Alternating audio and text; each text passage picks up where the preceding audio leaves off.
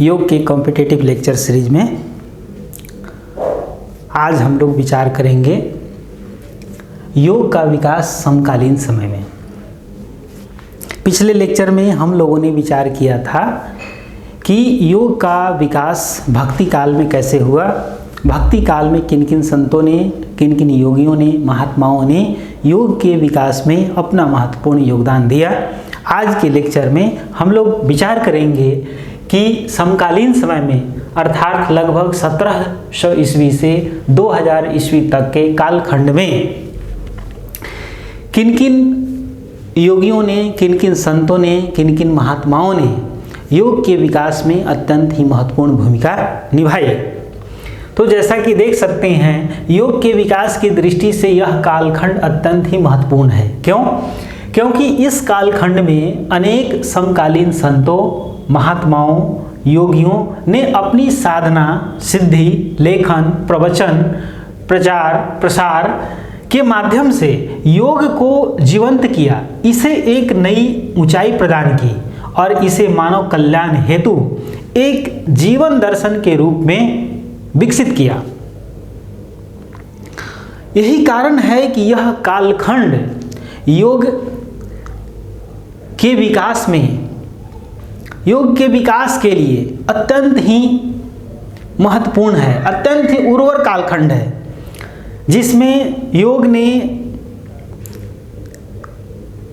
अपनी नई ऊंचाई प्राप्त किया, एक जीवन दर्शन के रूप में, एक जीवन पद्धति के रूप में पुनः प्रतिष्ठित हुआ।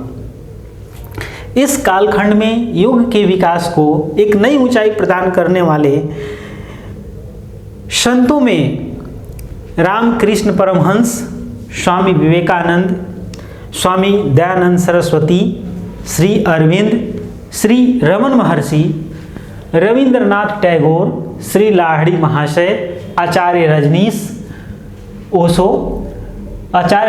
ओशो, स्वामी राम, महात्मा गांधी, पंडित श्री राम शर्मा आचार्य, श्री माँ शारदा, भगनी निवेदिता आदि का नाम स्मरणीय है।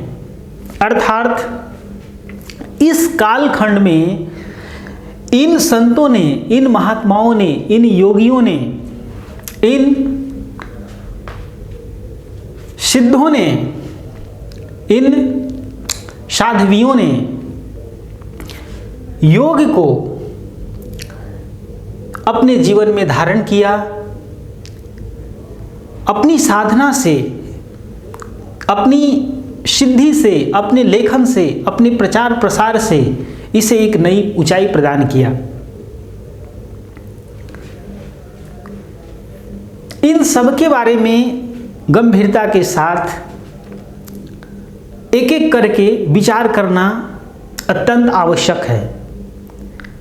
लेकिन जब हम लोग इस कालखंड को पढ़ रहे हैं तो इस कालखंड में सबसे जो महत्वपूर्ण योगदान है, जो अविस्मरणीय योगदान है, वो स्वामी दयानंद सरस्वती, स्वामी विवेकानंद का है, जिन्होंने भारत भूमि और पाश्चात्य भूमि पर योग के ज्ञान विज्ञान को समकालीन समय में पुनः प्रतिष्ठित किया।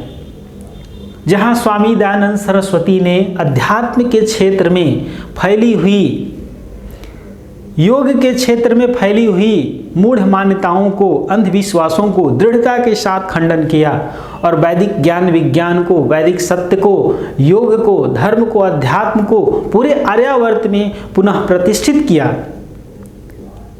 और इसका प्रचार प्रसार किया। वहीं स्वामी विवेकानंद ने सनातन योग विद्या, वेदांत ज्ञान, अध्यात्म ज्ञान को पाश्चात्य जगत में पुनः प्रतिष्ठित किया।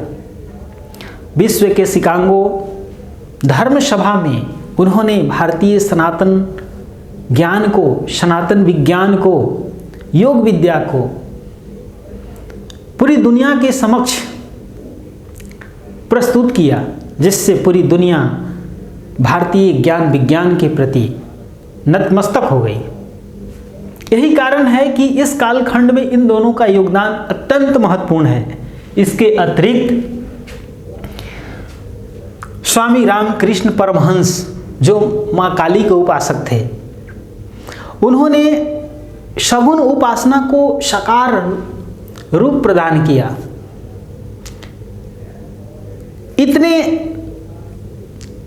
गहन, इतने अनुभवात्मक सगुण उपासना को सजीव रूप प्रदान किया कि इनको हर वस्तु में माँ काली नजर आने लगी। इसके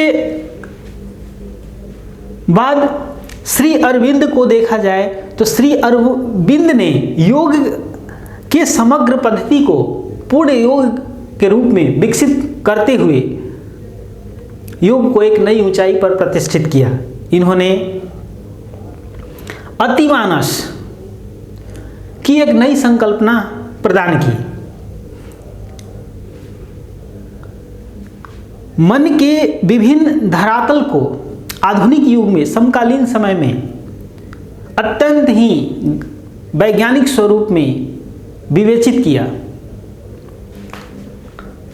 रविंद्रनाथ टैगोर ने सनातन विद्या को, सनातन योग विद्या को जीवन जीने की कला के रूप में, जीवन के विज्ञान के रूप में, शिक्षा, व्यक्तित्व विकास में सहायक साधन के रूप में प्रतिष्ठित किया।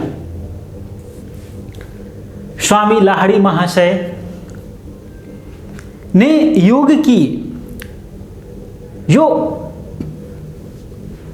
क्रिया योग की परंपरा है उसको प्रतिष्ठित किया।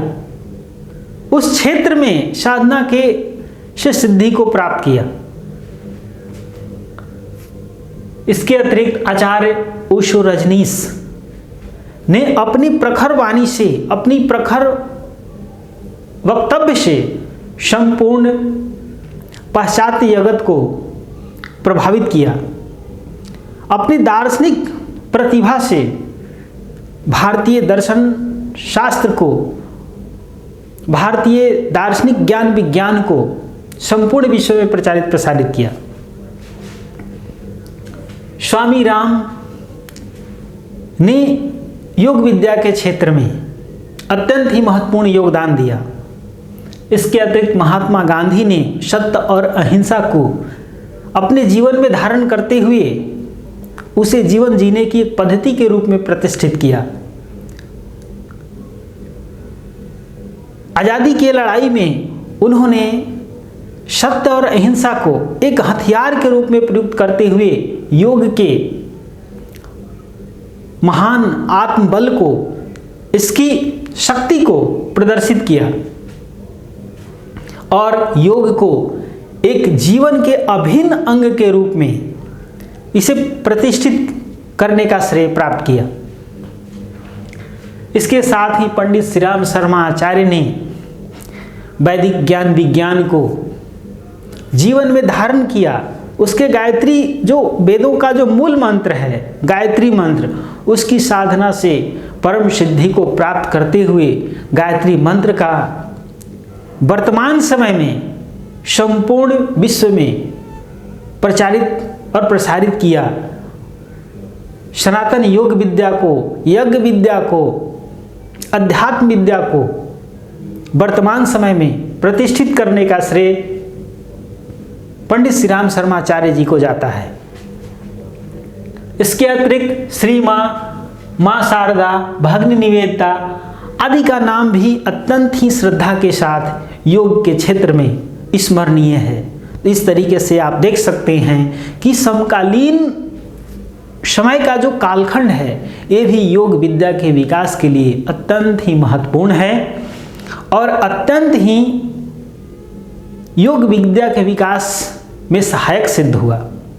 तो अगले लेक्चर में हम लोग मिलेंगे इसके वर्तमान कालखंड के साथ कि वर्तमान समय में योग के क्षेत्र में कौन कौन सी संस्थाएं हैं, कौन कौन से संत हैं, महात्मा हैं, महापुरुष हैं जो योग के क्षेत्र में इसके विकास में सहायक हो रहे हैं और योग के प्रचार प्रसार में लगे हुए हैं, उनका क्या योगदान है। इसी विषय के साथ अगले लेक्चर में हम लोग मिलेंगे, तब तक के लिए ओम शांति।